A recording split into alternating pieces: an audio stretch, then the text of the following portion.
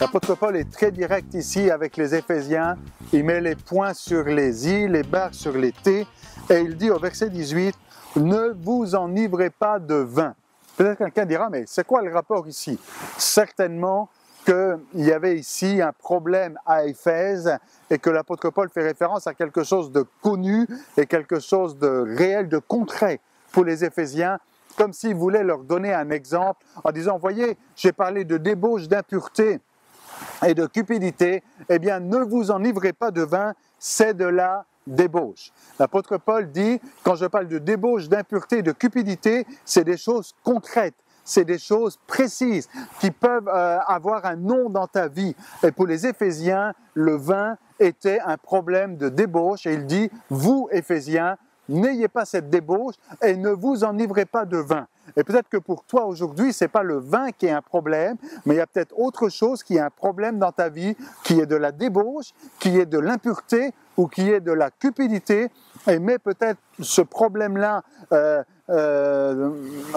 comprends-le dans les paroles de l'apôtre Paul, comme si l'apôtre Paul disait exactement le nom de ton problème, comme s'il disait, eh bien, ne vous enivrez pas d'orgueil, de pornographie, de cupidité, d'avarice et d'adultère et de toutes sortes de choses peut-être qui viennent à votre esprit maintenant. Eh bien, l'apôtre Paul dit non, c'est pas ces choses qui doivent être dans votre vie et qui doivent vous enivrer et vous remplir, mais au contraire, soyez remplis de l'esprit. Et là, il y a toute une clé et quelque chose d'important à comprendre. L'apôtre Paul dit, vous avez un problème avec le vin, Éphésiens, eh bien la solution c'est soyez remplis de l'esprit. En étant remplis de l'esprit, votre problème d'ivresse sera réglé. Et c'est vrai pour toi aujourd'hui, mon ami qui m'écoute, sois rempli du Saint-Esprit. Ne t'enivre pas, ne sois pas rempli de ton problème de débauche, d'impureté ou de cupidité, mais sois au contraire rempli de l'Esprit. Parce que Jésus était rempli du Saint-Esprit, il a pu faire des prodiges, des miracles. C'est par l'Esprit qu'il a résisté à la tentation lorsque le diable est venu le tenter dans le désert. Luc nous dit que Jésus était poussé par l'Esprit dans le désert et c'est par l'Esprit qu'il résiste à la tentation. De la même manière aujourd'hui, c'est en étant rempli du Saint-Esprit que tu pourras être vainqueur et que tu pourras résister à la tentation et ne plus être enivré de débauche, d'impureté ou de cupidité, mais au contraire, rempli de l'Esprit, eh bien être là dans la bonté, la vérité et la justice. Alors j'insiste juste là-dessus pour cette semaine parce que c'est important.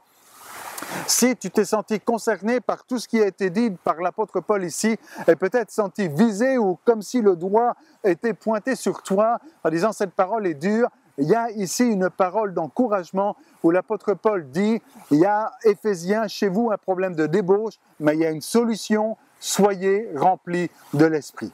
Laisse l'Esprit de Dieu te remplir, laisse l'Esprit de Dieu t'animer, laisse sa parole te conduire et te diriger, laisse Jésus vivre en toi, et si c'est la lumière qui est en toi, les ténèbres sont chassées aussi facilement que lorsqu'on allume la lumière, les ténèbres fuient. Et bien de la même manière, en laissant Jésus dans ton cœur, en laissant l'Esprit de Dieu remplir ta vie, eh bien c'est plus la débauche qui prend place.